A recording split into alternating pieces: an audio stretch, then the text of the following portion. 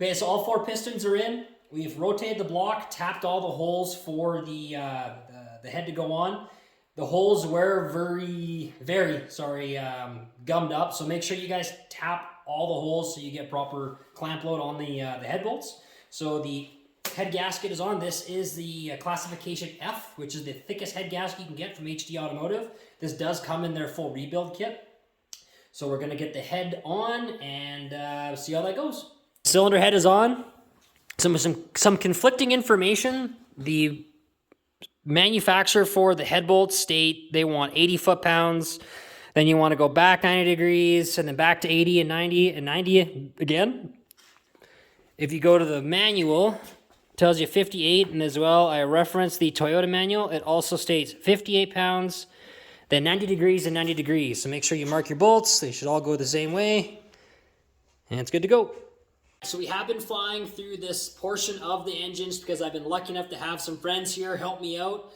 So we just finished torquing the camshaft down. The camshaft is torqued to 18 foot-pounds. 18 foot-pounds. The sequence is basically your center out, so middle, these guys, back, and then the very front. I do want to talk to you guys about a bit of a secret that I learned, how to set top dead center, and I'll show you how to do that. Okay, so we have the crank, which is 90 degrees. You can see that it's all flat. And then when you're looking at the camshaft, we also now rotated it to top dead center. I will show you guys the timing marks as soon as we get the covers on. So next is your camshaft seal retainer plate. These are torqued to 13 foot-pounds. Don't forget your gasket in behind. We have our cover plate on, 13 foot-pounds for the smaller bolts. Your camshaft gear is going to be 72 foot-pounds. I paint mark it. The bolt there's to make sure, obviously, if it's moved, we'll notice. And then there's our timing marks on the bottom. Now, we had this rotated. We basically pulled it right back down to 90 to line up. So now I am top dead center. When you are tightening the cam bolt, use these flats. Put a crescent wrench or find a correct wrench size. I believe it's a 30 mil. My 27 did not fit, but I did have a crescent wrench that did fit. So make sure you're going to use that to tighten it up. All right, so the dust is settled. We had a really late night in the shop. I first want to apologize for, obviously, this episode.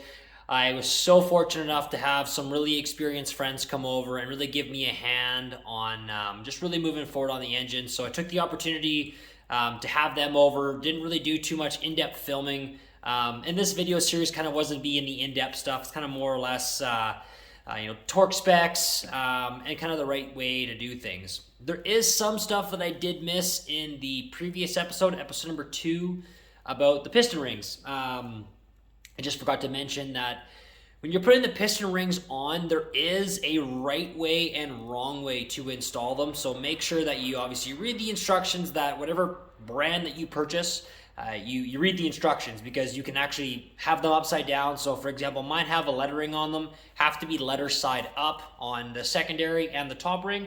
So just keep that in mind, guys. Make sure that you read the instructions.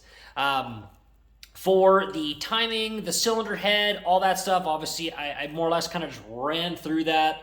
So I want to make sure that I didn't miss any torque specs for you guys. So the fuel pump, the nuts that hold the fuel pump on are 15 foot-pounds. The pulley itself is 47 foot-pounds. Your top idler, which is this guy, is 25 foot-pounds. Cam bolt is 72, your left-hand tensioner is 14, and this crank pulley is actually 123. I don't have the crank on at this time or the timing cover because my harmonic balancer is shot, so I'm trying to fix it with some machine work. It's more or less, long story short, the keyway came loose and it wrecked it. So we're just trying to fix that because the harmonic balancers are super expensive. So, if you guys do have any questions, please feel free to drop it in the comment. I can try and be as helpful as possible. Yeah, we're going to keep on going. I am going to try and do a little bit more in-depth for you guys, so you do get a little bit on how things go together. But more or less, you can't really screw that up. Putting the cylinder head on, obviously, as long as your You know, you're at 90 degrees from top dead center, so the pistons aren't on high or low. Same thing with your camshaft. Make sure that the camshaft isn't fully secured when you're putting it on, so it lifts all your valves up, you know, so you're not contacting.